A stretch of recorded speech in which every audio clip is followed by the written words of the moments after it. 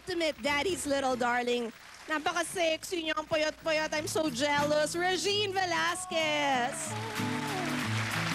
Hello. Sinabi ko sa'yo nung Sunday sa The Bus, pilitin mo ang daddy mo mag-guess sa Shy. Oo, hindi. Shy No, he has guy. to do something today. Kasi pinapaayos namin yung bahay sa Bulacan, so to be there. Ang daddy mo, parang barkada na rin daw talaga. Yeah, actually yung tratuhan namin, kahit yung ibang mga kapatid ko, para kaming barkada lang. Hindi kami talaga, ganun, para makipag-usap nga kami, parang okay lang. May very Ganun, proud very barok. achievement ka recently. Kasi lahat ng kapatid mo napagtapos na ng pag-aaral, di ba? Except for one, my brother is still studying, pero I think next year, mag-graduate na rin siya. Dentistry kasi sa medyo mahirap yung course. Ilang years ba ang dentistry? 6? 7? 7 years pala. Yeah, And then, 7. the twins, anong natapos nila?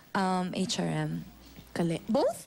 Pareho pa rin ang course? Tapos si Kakay, marketing. Wow. Ako lang hindi tapos eh. Depressed. Na-depressed. Pero, ang laki naman ang naitulong mo sa kanila. Parang kaparte ka nung mga diploma na yon. I still plan to go back to school. I always say that because I really want to finish something. So It's that's when never I, too late. yun na nga, kasi at least I was able to finish high school. Oo. And plus, gusto ko naman, pagka yung nagkaroon ako ng mga anak, gusto ko yung masasabi ko rin na may natapos din ako. Ang daddy mo ba, in-instill sa iyo yun? Yung importance ng education? Sa kanya ba nanggaling yon? Both my parents did. Actually, father ko, kasi siya yung, ang gusto ko sa father ko, yung ini-encourage kami kung ano yung gustong gawin namin. Regine, ang daddy mo ba is a type na pag pinapakinggan niya, alam niya pag you're not feeling well? Alam niya pag you're under the weather? Yung sa pagkanta mo, alam niya na hindi ka happy sa naging performance? He knows, like, first note pa lang alam niya na wala ka sa kondisyon, malat ka, First note pa lang alam na niya yun. Talaga? Because he knows me that well. Because he trained you all those years. And I have this thing, I don't know why, but like before, I remember when I used to join mga amateur singing contests, I don't know, usually hindi ko alam kung nasaan siya sa audience, but every time I would make a mistake, somehow, nahahanap ko siya. At siya yung unang-una ko nakikita, parang, nye. You would be the last person I want to see right now. I'm making mistakes. Parang ganun. Pero for some reason, for some weird reason, kahit hindi ko alam kung nasaan siya, pag nagkamali ako, he's the first person I see in the crowd. Sa dami na nang na-achieve mo, paano nasasabi ng daddy mo sa'yo that he's very proud of you? Actually, he doesn't tell me Pero nakikita ko mas ano yung action niya. Like when he talks to people, na nadidinig ko naman siya, he's very proud. Yung, para pag sasabihin niya sa akin, he doesn't usually tell me naman.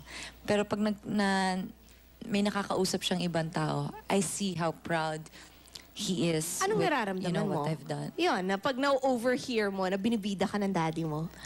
Nakakatuwa. Kasi may mga point na binibida niya ako, pero may point na iniyayabang na niya ako Kasi gano'n naman mostly yung mga parents, di ba? I'm sure kahit ikaw, sabihin mo sa mga friends mo, ay nako, grabe, si Joshua can do this, can do that. Gano'n.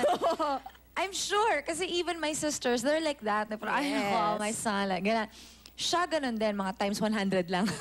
Megan, in your case kasi, because your dad has achieved so much, whenever you hear that he is proud of you, ang sarap-sarap ba ng feeling talaga? Oo, kasi syempre coming from Freddie Aguilar, he's such an institution yes, in the Philippines and such talaga. a perfectionist. And he tells me that I could be even more than he was. Parang, wow, Shara, in your case, paano nasasabi ng daddy mo sa'yo that he's so proud? And everybody says na ikaw ang talagang kamukha ng daddy mo. Ganun din, nagsasabi siya sa mga people. Pero, like sa akin, kunyari, nanood siya ng concert namin sa USD. Tapos sabi niya, you're so good, ganyan. Nakaka-touch kasi he tells me straight. Gladys, pag good performance, paano sinasabi ng daddy mo that he's proud of you? Talagang honest siya. Sinasabi niya talaga na, maganda yung ginawa. Iba ka. Iba ka.